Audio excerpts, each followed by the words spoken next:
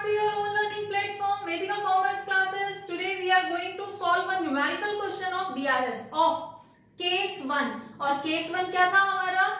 जब हमें बैलेंस जो है वो कैश बुक का दिया गया है और वो बैलेंस डेबिट है, ठीक है। कैश बुक का डेबिट बैलेंस हमारा फर्स्ट केस है, ठीक है। इससे लास्ट क्लास में हमने उसका फॉर्मेट पढ़ा था। उस फॉर्मेट के अंदर हम बैलेंस के अंदर क्या चीज प्लस करते हैं, क्या चीज माइनस करते हैं, कुछ यही वाला फॉर्मेट था। तो अगर आपने नहीं देखा है तो एक बार उसे देख लेना, उसके बाद ये ज्यादा अच्छे से समझ आएगा, ठीक है। सो टीएस ग्रेवाल 2018 एडिशन बुक है, उससे कर रही हूं। तो मेरे पास जो क्वेश्चन नंबर है दैट इज क्वेश्चन नंबर 8, ठीक है। आपकी बुक के अंदर ये क्वेश्चन वेरी कर सकता है एडिशन वाइज। तो अगर नहीं है, अगर है तो आप उस बुक को ओपन कर सकते हैं, और अगर नहीं है तो क्वेश्चन आपकी स्क्रीन पे फ्लैश हो रहा है, एक बार देख लीजिए। So let's start. The question says cash book shows the balance of 12,500 on first of, ठीक है। अब डेट हमें यहाँ पे दी नहीं है तो फर्स्ट ऑफ एनी मंथ हम मान के चलते हैं। डेबिट बैलेंस दिया गया है, हमें बोला गया है बैलेंस ऑफ कैश बुक। अब बैलेंस ऑफ कैश बुक है, it means favourable, favourable show हो रहा है, ओवरड्राफ्ट तो नहीं है यहाँ पे। तो यहाँ पे हमें कैश का फेवरेबल बैलेंस दिया गया हुआ है, हमें स्टेटमेंट से समझ आ रहा है बैलेंस ऑफ कैश बुक, कोई ओवरड्राफ्ट नहीं दिया गया है, ठीक है। तो हम उसको फेवरेबल मान के चलेंगे। और हम कहां पे रिकॉर्ड करेंगे? First cash balance as per cash book, ठीक है। तो कैश बुक हमारी कितनी है? 12,500, यहाँ पे हम रिकॉर्ड कर देंगे। अब हमें जो जो आइटम्स क्वेश्चन के अंदर दिए गए होंगे उन्हें सर्च करेंगे कि उनको प्लस करना है या माइनस करना है, और अकॉर्डिंगली हम यहाँ पे शो कर देंगे, ठीक है। First one is cheque issued but not presented. Cheque issue तो हो गया है, प्रेजेंट नहीं हुआ है। कहाँ है हमारे पास, कौन सी कंडीशन है? Check issued but not presented. तो हम ऐड करेंगे कितना अमाउंट? 6,000 रुपीज, ठीक है। और एक और चीज, अभी तो हमने जो फॉर्मेट लास्ट क्लास में किया था उसी फॉर्मेट पे हम यहाँ पे अप्लाई कर रहे हैं। जो आइटम हमें मिलेंगे उनको रिकॉर्ड कर देंगे, जो नहीं मिलेंगे उनको छोड़ देंगे। अभी ये सिर्फ बेसिक क्लास है, ठीक है। जैसे जैसे आप प्रैक्टिस करोगे आपको ये सब लिखने की जरूरत नहीं पड़ेगी, सीधे आप आइटम लिखोगे और आपका क्वेश्चन सॉल्व हो जाएगा। जो पर्टिकुलर आइटम आपके क्वेश्चन के अंदर दिया गया है आप सिर्फ वो रिकॉर्ड करोगे, ठीक है। Next is cheque deposited but not collected, 9,000 rupees. अब cheque deposited but not collected, cleared और कलेक्टेड दो वर्ड थे, तो कहां पे रिकॉर्ड होगा? ये यहां पे प्लस होगा या यहां पे माइनस होगा? Check deposited but not collected, it means हमने इनकम लिख दी थी लेकिन अभी तक क्लियर नहीं हुआ है, तो कहां रिकॉर्ड करोगे आप?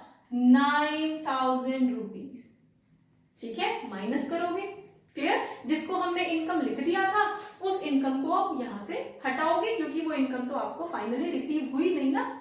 Next is bank directly paid life insurance premium. Bank ने डायरेक्टली 5,000 रुपीज का इंश्योरेंस प्रीमियम, मतलब ड्रॉइंग के नाम पे डायरेक्टली पे कर दिया बैंक ने कंपनी के अकाउंट से। अब पे कर दिया तो कैश का भी तो बैलेंस कम होगा, और कम करने के लिए क्या करोगे? माइनस। तो आपके पास यहाँ पे क्या था? Directly payment made by bank, कितने रुपए की? 5,000 रुपीज। डन, ठीक है। Next one is bank charges. अब बैंक चार्जेस हैं तो अगेन हमारे लिए बैंक चार्जेस, और बैंक चार्जेस कितने के हुए? 300 रुपीज के। Done. Next, directly deposited bye a customer 8,000 rupees. अब किसी कस्टमर ने डायरेक्टली मेरे अकाउंट में आके डिपॉजिट कर दिए हैं, मुझे पता भी नहीं चला, तो उस केस में क्या होगा? हमारे लिए इनकम है ना, तो इनकम है तो इनकम में प्लस करोगे, तो हमारे पास क्या हो जाएगा? डायरेक्टली डिपॉजिटेड इनटू बैंक, कितना अमाउंट था? 1,000 rupees. Done. Next is interest on investment collected by the bank. Bank ने ऑर्गेनाइजेशन के बिहाफ पे इंटरेस्ट रिसीव किया है। इनकम रिसीव की है इंटरेस्ट के नाम से, तो वो तो हम प्लस करेंगे। तो हमारे पास क्या हो जाएगा, इंटरेस्ट रिसीव, कितना अमाउंट, 2000 रुपीज। 2000 रुपीज की इनकम रिसीव हुई है। Next is cash discount allowed 200 rupees, और वो कैश डिस्काउंट ऑर्गेनाइजेशन की डेबिट साइड में रिकॉर्ड हुआ है। तो डेबिट साइड में रिकॉर्ड हुआ है, कैश बुक के बैंक कॉलम में डेबिट साइड में रिकॉर्ड हुआ है, तो वो हमारे लिए नेगेटिव ही होगा, वो हमारे लिए माइनस करना पड़ेगा ना हमें। वो डिस्काउंट अलाउड है। डिस्काउंट अलाउड क्या होता है, जब हमने सेल्स की थी, सेल्स के टाइम पे हम डिस्काउंट अलाउड करते थे ना, तो उस केस में हमारे पास क्या था, हमारे लिए एक्सपेंस था ना, एक तरह का लॉस था ना, तो उस केस में हम उस इंटरेस्ट को माइनस करेंगे। तो हमारे पास अगेन इंटरेस्ट या फिर, ठीक है, तो इंटरेस्ट चार्ज के नाम पे हम यहाँ पे 200 प्लस कर देंगे। ठीक है, अब ये हमने आपको कॉन्सेप्ट क्लियर करने के लिए ये पूरा फॉर्मेट रखा हुआ है, अदरवाइज तो इस पूरे फॉर्मेट को हर आइटम को लिखने की जरूरत नहीं है। क्वेश्चन सॉल्व करते टाइम, क्वेश्चन सॉल्व करते टाइम आपको सिर्फ और सिर्फ वो ट्रांजैक्शंस रिकॉर्ड करनी है जो आपकी क्वेश्चन के अंदर दी गई है। ठीक है, तो हमारे क्वेश्चन में अभी ये 4 आइटम यहाँ पे और 4 आइटम क्रेडिट साइड के दिए हुए थे, बस हम वही भी रिकॉर्ड करते तो चलता। ठीक है, डन।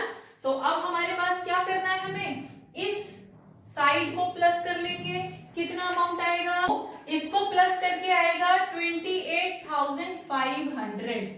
ये प्लस वाले हमने, हमारे पास जो कैश बुक के नाम पे इनकम थी दैट इज 28,500, और जो क्रेडिट साइड में आइटम आया था उसका टोटल कितना रहेगा, 14,500।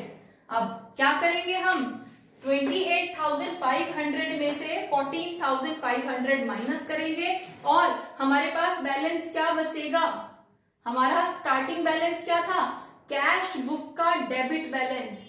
तो अब क्या आएगा लास्ट में, क्लोजिंग बैलेंस क्या आएगा, पासबुक का क्रेडिट बैलेंस, हमेशा अपोजिट आएगा।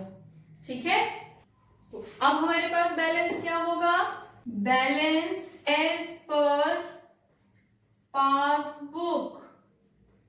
ठीक है, और पासबुक का बैलेंस हमेशा हमेशा हमेशा क्रेडिट साइड आएगा, और क्रेडिट साइड कितना आएगा, 28,500 में से 14,500 माइनस करेंगे तो बैलेंस वुड बी 14,000। ठीक है, बस इसको हम यहाँ पे रिकॉर्ड कर देंगे, तो दोनों साइड का टोटल कितना हो जाएगा, 28,500 और 28,500।